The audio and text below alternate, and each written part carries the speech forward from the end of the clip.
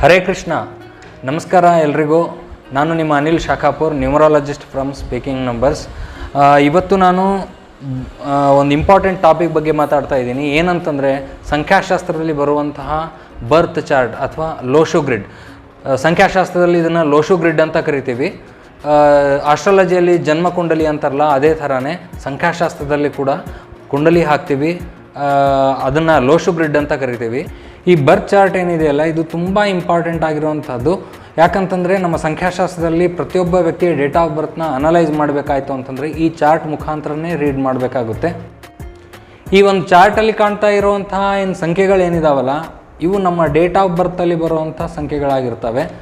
ಪ್ರತಿಯೊಂದು ಸಂಖ್ಯೆನೂ ಒಂದೊಂದು ಗ್ರಹವನ್ನು ರೆಪ್ರೆಸೆಂಟ್ ಮಾಡುತ್ತೆ. ನಂಬರ್ 1 ಅಂದರೆ ಸೂರ್ಯ, ನಂಬರ್ 2 ಅಂತಂದರೆ ಚಂದ್ರ, ನಂಬರ್ 3 ಅಂದರೆ ಗುರು ಜುಪಿಟರ್, ನಂಬರ್ 4 ಅಂದರೆ ರಾಹು, ನಂಬರ್ 5 ಅಂದರೆ ಮೆರ್ಕ್ಯುರಿ ಬುಧ, ನಂಬರ್ 6 ಅಂತಂದರೆ ಶುಕ್ರ ಗ್ರಹ, ನಂಬರ್ 7 ಅಂದರೆ ಕೇತು, ನಂಬರ್ 8 ಅಂತಂದರೆ ಶನಿ, ನಂಬರ್ 9 ಅಂದರೆ ಮಂಗಳ ಗ್ರಹವನ್ನು ರೆಪ್ರೆಸೆಂಟ್ ಮಾಡುತ್ತೆ.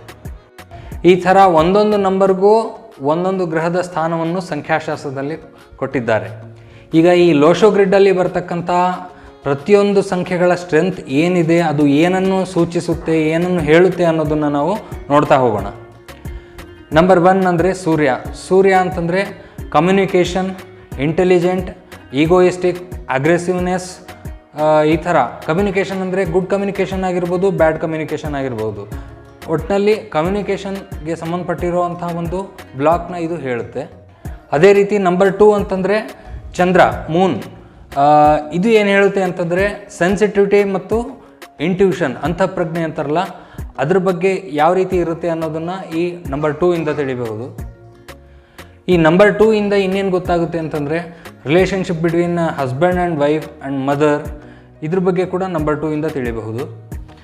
ಅದೇ ರೀತಿ ನಂಬರ್ 3 ಅಂದರೆ ಜುಪಿಟರ್, ಗುರುಗ್ರಹ. ಇದರಿಂದ ಏನು ಸ್ಟ್ರೆಂತ್ ಸಿಗುತ್ತೆ ಅಂತಂದರೆ imagination, creativity, spirituality and education, ಇದೆಲ್ಲದೂ ನಂಬರ್ 3 ಇಂದ ಸಿಗುತ್ತೆ. ಅದೇ ಥರ ನಂಬರ್ 4 ಅಂತಂದರೆ ರಾಹು. ಇದ್ರ ಸ್ಟ್ರೆಂತ್ ಏನು ಅಂತಂದರೆ discipline and organisational skills. Number 4 ಇರೋರು ಅವ್ರ ಮೈಂಡ್ ಯಾವ ರೀತಿ ಕೆಲಸ ಮಾಡುತ್ತೆ ಅಂತಂದರೆ ರೆಸ್ಟ್ಲೆಸ್ ಆಗಿ ವರ್ಕ್ ಮಾಡುತ್ತೆ, ತುಂಬ ಚೆನ್ನಾಗಿ ಓಡಿಸ್ತಾರೆ ತಲೆನ. ಬಟ್ ಯಾವ ರೀತಿ ತಲೆ ಓಡುತ್ತೆ, ನೆಗೆಟಿವ್ ಸೈಡಲ್ಲಿ ಓಡುತ್ತೋ ಪಾಸಿಟಿವ್ ಸೈಡಲ್ಲಿ ಓಡುತ್ತೆ ಅನ್ನೋದನ್ನು ಮುಂದೆ ತಿಳಿಯೋಣ. ಅದೇ ರೀತಿ ನಂಬರ್ 5 ಅಂದರೆ ಮೆರ್ಕ್ಯುರಿ, ಬುಧ ಗ್ರಹ. ನಂಬರ್ 5 ಬಹಳ ಇಂಪಾರ್ಟೆಂಟ್. ಯಾಕಂತಂದರೆ ಇದು ಲೈಫಲ್ಲಿ ಬ್ಯಾಲೆನ್ಸ್ ತಂದು ಕೊಡೋವಂಥ ನಂಬರು. ಪ್ರತಿಯೊಬ್ಬರಿಗೂ ನಂಬರ್ 5 ಬೇಕೇ ಬೇಕು. 75% ಮಂದಿಯಲ್ಲಿ ನಂಬರ್ 5 ಇರೋದೇ ಇಲ್ಲ ಡೇಟ್ ಆಫ್ ಬರ್ತಲ್ಲಿ. ನಂಬರ್ 5 ಇತ್ತು ಅಂತಂದರೆ ಬ್ಯಾಲೆನ್ಸ್ನ ಯಾವ ರೀತಿ ಮಾಡ್ಬೋದು ಅಂದರೆ ಹೆಲ್ತಲ್ಲಿ ಬ್ಯಾಲೆನ್ಸ್ ಮಾಡ್ಬೋದು, ವೆಲ್ತಲ್ಲಿ ಬ್ಯಾಲೆನ್ಸ್ ಮಾಡ್ಬೋದು, ಪ್ರೊಫೆಷನಲ್ ಲೈಫಲ್ಲಿ ಬ್ಯಾಲೆನ್ಸ್ ಮಾಡ್ಬೋದು. ಕಂಪ್ಲೀಟಾಗಿ ಲೈಫನ್ನು ಕರೆಕ್ಟಾಗಿ ಬ್ಯಾಲೆನ್ಸ್ ಮಾಡ್ಕೊಂಡು ಹೋಗೋಂಥ ನಂಬರ್ ಅಂದರೆ ನಂಬರ್ 5. ಹಾಗಾಗಿ ಪ್ರತಿಯೊಬ್ಬರಿಗೂ ನಂಬರ್ 5 ಬೇಕೇ ಬೇಕು. ಅದೇ ಥರ ನಂಬರ್ 5 ಬರ್ತ್ ಚಾರ್ಟಲ್ಲಿ ಇತ್ತು ಅಂತಂದರೆ ತುಂಬ ಕೂಲಾಗಿರ್ತಾರೆ, ತುಂಬ ಪೇಷನ್ಸಿಂದ ವರ್ಕ್ ಮಾಡ್ತಾ ಇರ್ತಾರೆ, ತುಂಬ ಬ್ಯಾಲೆನ್ಸ್ಡ್ ಆಗಿ ಮಾತಾಡ್ತಾ ಇರ್ತಾರೆ. ಆದ್ದರಿಂದ ನಂಬರ್ 5 ಪ್ರತಿಯೊಬ್ಬರಿಗೂ ಬಹಳ ಇಂಪಾರ್ಟೆಂಟ್ ಆದಂಥ ನಂಬರ್ ಇದು. ಈ ನಂಬರ್ 5 ಇರುವಂಥ ವ್ಯಕ್ತಿಗಳು ಎಲ್ಲರ ಜೊತೆಗೂ ಫ್ರೆಂಡ್ಲಿ ಆಗಿರ್ತಾರೆ. ಅದೇ ರೀತಿ ಬರ್ತ್ ಚಾರ್ಟಲ್ಲಿ ಕೂಡ ನೋಡೋದಾಯಿತು ಅಂತಂದರೆ ಬರ್ತ್ ಚಾರ್ಟಲ್ಲಿ ನಂಬರ್ 5 ಸೆಂಟ್ರಲ್ಲಿ ಬರುತ್ತೆ. ಸೊ ಎಲ್ಲ ನಂಬರ್ಸ್ನೂ ಇದು ಕಂಟ್ರೋಲ್ ಮಾಡುತ್ತೆ, ಬ್ಯಾಲೆನ್ಸ್ ಮಾಡುತ್ತೆ. ಹಾಗಾಗಿ ಈ ನಂಬರ್ ಪ್ರತಿಯೊಬ್ಬ ಬರ್ತ್ ಚಾರ್ಟಲ್ಲಿ ಇರೋದು ಭಾಳ ಮುಖ್ಯ ಆಗುತ್ತೆ. ಈ ನಂಬರ್ 5 ಬರ್ತ್ ಚಾರ್ಟಲ್ಲಿ ಇಲ್ಲ ಅಂದರೆ ಲೈಫಲ್ಲಿ ಬಹಳಷ್ಟು ವಿಷಯಗಳಲ್ಲಿ ಬ್ಯಾಲೆನ್ಸ್ ಮಾಡೋದು ತುಂಬ ಕಷ್ಟ ಆಗುತ್ತೆ. ಅದೇ ರೀತಿ ನಂಬರ್ 6 ಅಂತಂದರೆ ಶುಕ್ರ ಗ್ರಹ, ವೀನಸ್. ಇದು ಯಾವುದ್ರ ಬಗ್ಗೆ ಹೇಳುತ್ತೆ ಅಂತಂದರೆ home, love, family, relationship, luxury life, ಇದು ಇದ್ರ ಸ್ಟ್ರೆಂತ್ ಆಗಿರುತ್ತದೆ. ನಂಬರ್ 7 ಇದು ಕೇತು. ಇದು ಏನು ಸೂಚಿಸುತ್ತೆ ಅಂತಂದರೆ disappointment in love, life, family, health, wealth, ಪ್ರತಿಯೊಂದರಲ್ಲೂ ಇದು ಡಿಸಪಾಯಿಂಟ್ಮೆಂಟ್ ಬಗ್ಗೆ ಸೂಚಿಸುತ್ತೆ.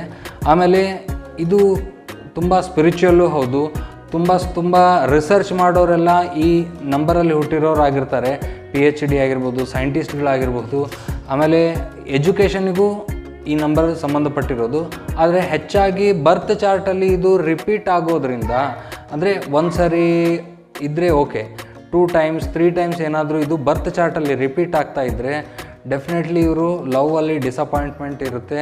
ಆಮೇಲೆ ಲವಲ್ಲಿ ಧೋಖಾ ಹೊಂದಿರ್ತಾರೆ, ಹೆಲ್ತಲ್ಲಿ ಇರ್ಬೋದು, ವೆಲ್ತಲ್ಲಿ ಇರ್ಬೋದು, ಪ್ರತಿಯೊಂದರಲ್ಲೂ ಇವ್ರಿಗೆ ಏನಾದರೂ ತೊಂದರೆ ಆಗ್ತಾನೇ ಇರುತ್ತೆ. ಅದೇ ಥರ ನಂಬರ್ 8 ಅಂತಂದರೆ ಸ್ಯಾಟರ್ನ್, ಶನಿ. ಇದು ಯಾವುದಕ್ಕೆ ಸಂಬಂಧಪಟ್ಟಿರೋದು ಅಂತಂದರೆ ಮನಿ ಆ್ಯಂಡ್ ಫೈನಾನ್ಸ್ ಮ್ಯಾನೇಜ್ಮೆಂಟ್.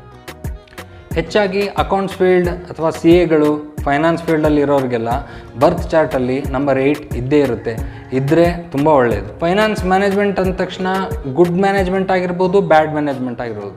ಯಾವಾಗ ಗುಡ್ ಆಗುತ್ತೆ, ಯಾವಾಗ ಬ್ಯಾಡ್ ಆಗುತ್ತೆ ಅನ್ನೋದನ್ನು ಅದು ಎಷ್ಟು ಟೈಮ್ ರಿಪೀಟ್ ಆಗ್ತಾ ಇದೆ ಬರ್ತ್ ಚಾರ್ಟಲ್ಲಿ ಅನ್ನೋದ್ರ ಮೇಲೆ ಡಿಪೆಂಡ್ ಆಗುತ್ತೆ.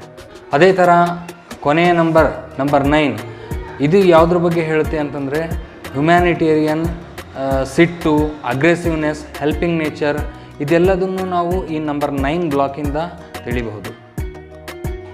ಈ ಥರ ಪ್ರತಿಯೊಂದು ನಂಬರ್ನ ಸ್ಟ್ರೆಂತ್ ಏನಿದೆ, ಲೋಶೋ ಗ್ರಿಡ್ ಅಂದ್ರೇನು ಅಥವಾ ಬರ್ತ್ ಚಾರ್ಟ್ ಅಂದ್ರೇನು, ಇದನ್ನು ಯಾವ ರೀತಿ ನಾವು ಅನಲೈಸ್ ಮಾಡ್ಬೋದು ಅನ್ನೋದನ್ನು ಚಿಕ್ಕದಾಗಿ ನಾನು ಹೇಳ್ಕೊಟ್ಟಿದ್ದೇನೆ. ಈ ವಿಡಿಯೋ ನಿಮಗೆ ಇಷ್ಟ ಆಗಿದ್ದರೆ ದಯವಿಟ್ಟು ಲೈಕ್ ಮಾಡಿ, ಕಮೆಂಟ್ ಬಾಕ್ಸಲ್ಲಿ ತಿಳಿಸಿ. ಎಲ್ಲರಿಗೂ ನಮಸ್ಕಾರ. ಹರೇ ಕೃಷ್ಣ.